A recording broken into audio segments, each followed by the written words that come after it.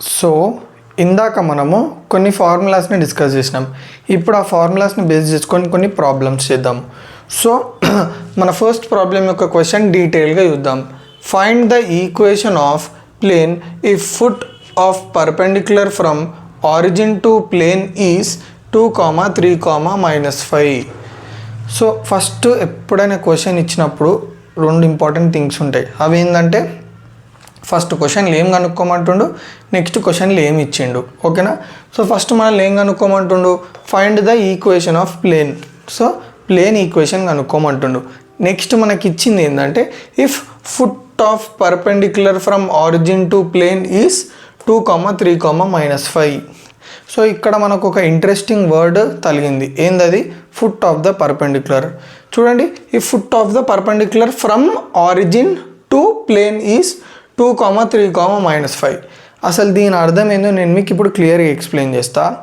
First చూడండి, దీన్ని అర్థం చేసుకోండి. నేను చెప్పిన సెంటెన్స్ని అర్థం చేపిస్తాను మీకు. ఆరిజిన్ నుంచి నేను ఒక పర్పెండిక్యులర్ లైన్ డ్రా చేస్తున్నా. దేనికి? ప్లేన్కి. ఇది వచ్చేసి ఒక ప్లేన్. ఇప్పుడు ఈ ఆరిజిన్ నుంచి డ్రా చేసిన పర్పెండిక్యులర్ లైన్ ఎగ్జాక్ట్గా ఈ ప్లేన్ ఎక్కడైతే టచ్ అవుతుందో చూడండి, ఆ పాయింట్ని మనము ఫుట్ ఆఫ్ ద పర్పెండిక్యులర్ అని అంటాం. ఓకే? సో ఆరిజిన్ నుంచి డ్రా చేసిన పర్పెండిక్యులర్ లైన్ ఎగ్జాక్ట్గా ప్లేన్ ఎక్కడైతే టచ్ చేస్తుందో ఆ పాయింట్నే ఫుట్ ఆఫ్ ద పర్పెండిక్యులర్ అంటాం. చూడండి, ఇప్పుడు ఇక్కడ నుంచి స్టార్ట్ అయిన పర్పెండిక్యులర్ లైన్కి ఫుట్ ఏది? ఇదే కదా, అందుకే దీన్ని ఫుట్ ఆఫ్ ద పర్పెండిక్యులర్ అని అన్నాం. సో ఎక్కడి నుంచి డ్రా చేసినాం? ఆరిజిన్ నుంచి డ్రా చేసినాము ప్లేన్కి. ఎంత? అది 2, 3, -5. సో ఇప్పుడు మనం ఈక్వేషన్ ఆఫ్ ప్లేన్ ఎట్లా కనుక్కుంటాము చూడండి. Equation of plane passing through x1, y1, z1 is a into x minus x1 plus b into y minus y1 plus c into z minus z1 is equals to 0, where a, b, c are dr's of normal. So ఇంతకుముందు మనం discuss చేసినట్టు ఏ plane అయినా మనం ఎట్లా represent చేస్తాం అంటే ఒక normal ద్వారా. ప్లేన్ ఉందంటే దానికి డెఫినెట్గా ఒక నార్మల్ పెట్టుకుంటాము. ఓకేనా? సో ఇక్కడ కూడా సో ఇప్పుడు మనకి మన దగ్గర ఫార్ములా ఉంది, కానీ ఈ ఫార్ములాలో x1, y1, z1 ఏంది, ABC ఏంది, అవి మనకి తెలవాలి. సో మీరు గమనించినట్టయితే ఇప్పుడు ఇది ప్లేనా, ఇది వచ్చేసి ఫుట్ ఆఫ్ ద, ఈ లైన్ వచ్చేసి ఏంది, ఆరిజిన్ నుంచి మనం ఒక foot of the perpendicular draw చేసినాం అన్నామా. ఇప్పుడు ఈ లైన్ ఏదైతుందో చూడండి, ఈ లైన్ ఏదైతుందో అదే నార్మల్ ప్లేన్కి. ఎందుకంటే ఈ లైన్ ఇప్పుడు పర్పెండిక్యులర్ ఉందా లేదా? The line which is perpendicular to the plane is nothing but normal. So మనం ఏదైతే ఈ ఎక్స్ప్లెనేషన్ చేసుకున్నామో 0, 0 నుంచి ఒక ఫుట్ ఆఫ్ ద పర్పెండిక్యులర్ గీసినాం 2, 3, -5, ఈ లైన్ ఏదైతే ఉందో అది నార్మల్. ఓకేనా? సో మనల్ని వాడు కన్ఫ్యూజ్ చేయడానికి అట్లా ఇచ్చిండు. సో వన్స్ మనకి నార్మల్ అని తెలిసింది అనుకోండి, చూడండి ఇక్కడ ఈ ప్లేన్ ఈక్వేషన్లో మనకి ABC ఉన్నాయా, ఆ ABC వచ్చేసి ఏంది, డిఆర్స్ ఆఫ్ నార్మల్ అవి. సో ఇప్పుడు ఇది నార్మల్ అని మనకు తెలిసిపోతే ఇప్పుడు ఈ నార్మల్కి డిఆర్స్ కనుక్కోవచ్చా? Yes. What is DRs formula? DRs of line joining 2 points a x1, y1, z1 b x2, y2, z2 is x2 - x1, y2 - y1, z2 - z1. So x1, y1, z1 అంటే ఇది, x2, y2, z2 అంటే ఇది. So DRs of OA 2 - 0, 3 - 0, -5 - 0. చూడండి 2, 3, -5. So మనకి A, B, C వచ్చేసినాయి. సరే, మళ్ళీ x1, y1, z1 అంటే మీరు గమనించండి, ప్లేన్లో ఇప్పుడు 2, 3, 5 అనేది ప్లేన్ మీద ఉందా లేదా అంటే దాని అర్థం ఏంది, ఆ ప్లేన్ అనేది ఆ పాయింట్ నుంచి పాస్ అవుతుందా లేదా. సో ఇక్కడ ఏమన్నాడు, equation of plane passing through x1, y1, z1 అన్నాడు. So this plane is passing through 2, 3, -5. So మనకి x1, y1, z1 వచ్చింది అండ్ ABC కూడా వచ్చింది. సబ్స్టిట్యూట్ చేయండి. ABC వాల్యూస్ ఏంది 2, 3, -5. సో 2 × x - x1 కదా, x1 ఎంత 2, 2 × x - 2 + 3 × y - 3 -5 × x -5 is 0. 2 × x 2x - 4 + 3 × y 3y -9 -5 × x -5 × z, extremely sorry, -5z -× plus -+- -25 మొత్తం solve చేస్తే 2x + 3y -5z -38 is 0. So ఇక్కడ కీ ఇంపార్టెంట్ టేక్ అవేస్ ఏంటంటే ఆడు మనల్ని కన్ఫ్యూజ్ చేస్తాడు. ఇంకో foot of the perpendicular from origin to plane అని చెప్పేసి మీరు ఆ వర్డ్స్ తోటి కొంచెం ఫెమిలియర్ ఉండండి. ఫుట్ ఆఫ్ ద పర్పెండిక్యులర్ అంటే ఏంది? ఓకే, మనం ఎప్పుడైనా ప్లేన్ ఇచ్చినప్పుడు ఫోకస్ చేయాల్సింది నార్మల్ మీద. సో వాడు నార్మల్ని ఇట్లా ఓవర్ యాక్షన్ చేసి ఇచ్చిండు. సో క్లియర్గా అర్థమైంది కదా. Next find the DCs of normal to the plane x + 2y + 2z - 4 = 0. మనకి ప్లేన్ ఈక్వేషన్ ఇచ్చిండు. ఏం కనుక్కోమంటుండు? డీసీస్ ఆఫ్ నార్మల్ కనుక్కోమంటుండు. సో ఇందాక మనం డిస్కస్ చేసినట్టే మనకి జనరల్ ఈక్వేషన్ ఆఫ్ ప్లేన్ ఏంది చెప్పండి? ax + by + cz + d = 0 కదా. అందులో a b c ఏంటివి? డిఆర్స్ ఆఫ్ నార్మలే కదా. ఇక్కడ కూడా మనం చూసుకున్నాం where a, b, c are DRs of normal. So ఈ ఈక్వేషన్లో కూడా మనకి డిఆర్స్ ఆఫ్ నార్మల్ వచ్చేసి ABC. మళ్ళీ ఒకసారి చెప్తున్నా, ప్లేన్ అంటేనే మనం నార్మల్ కన్సిడర్ చేయాలి. సో ఇప్పుడు మనకి ఈ ప్లేన్ ఉందా, ఈ ప్లేన్ ఈక్వేషన్లకి నుంచి మనం నార్మల్స్ డిఆర్ కనుక్కోవచ్చా? ఎస్. ఎక్స్ కోఎఫిషియంట్ ఏంది 1, y coefficient 2, z coefficient 2. So 1, 2, 2 are DRs of normal. కానీ మనకు కావాల్సింది ఏంది? డీసీస్. సో డీసీస్ ఎట్లా కనుక్కుంటాం? ఫార్ములా ఉంది. If a, b, c are DRs of line then DCs are a/√a² + b² + c², b/√a² + b² + c², c/√a² + b² + c². So మనకి a, b, c ఉంది. ఇప్పుడు చేయండి.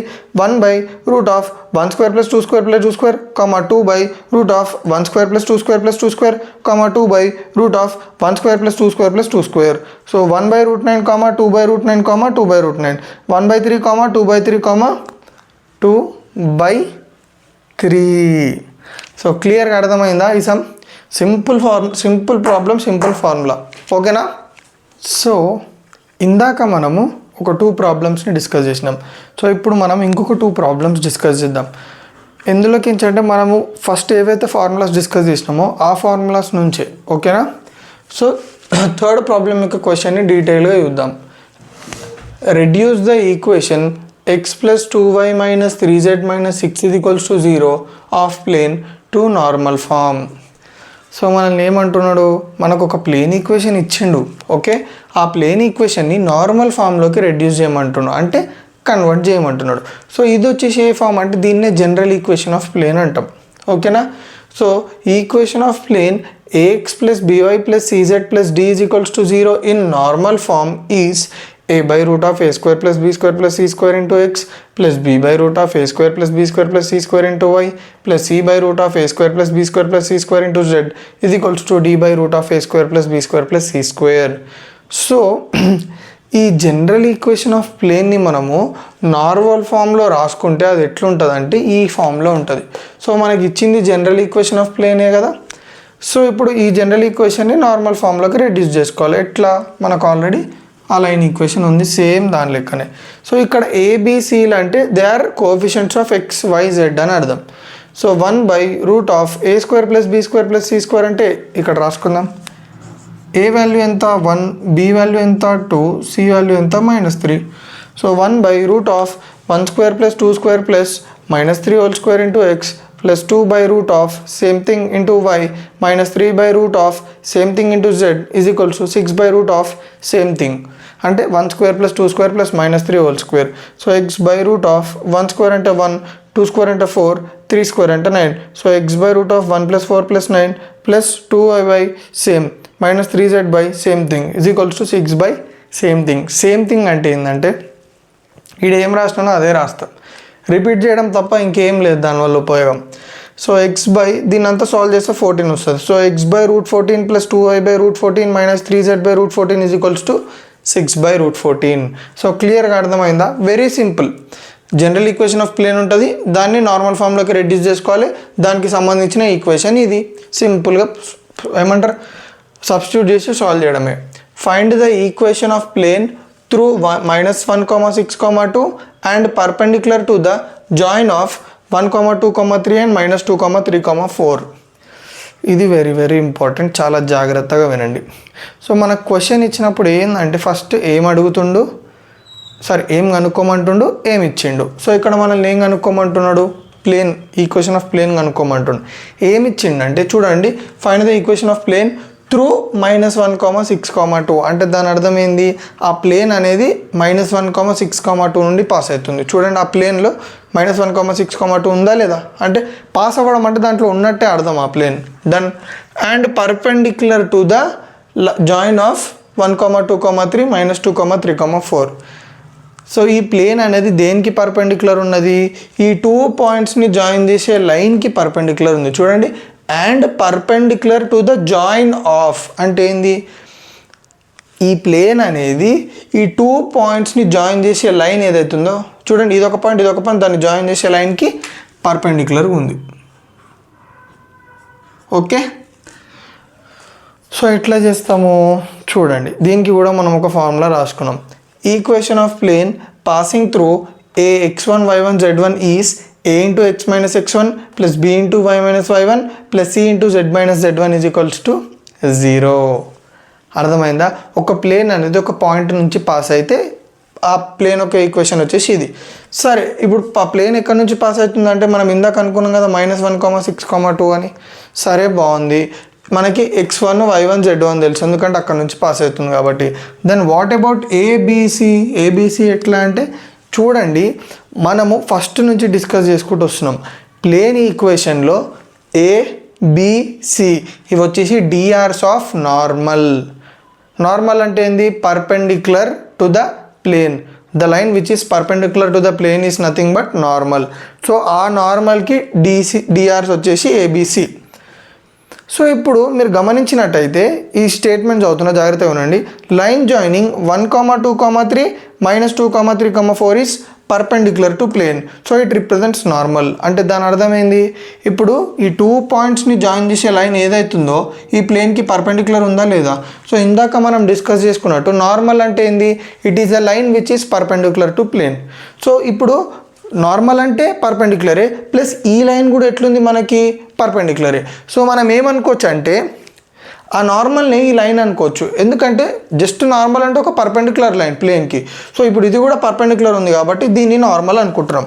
ఇప్పుడు దీన్ని నార్మల్ అనుకున్నాం అనుకోండి, మనము ఇప్పుడు దీనికి డిఆర్స్ కనుక్కోవచ్చా? ఎస్, మనకి 2 పాయింట్స్ ఉన్నాయి కదా, అప్పుడు డిఆర్స్ కనుక్కోవచ్చు. ఎట్లా కనుక్కోవచ్చు అంటే DRs of line joining 2 points ax1 y1 z1 bx2 y2 z2 is x2 - x1 y2 - y1 z2 - z1.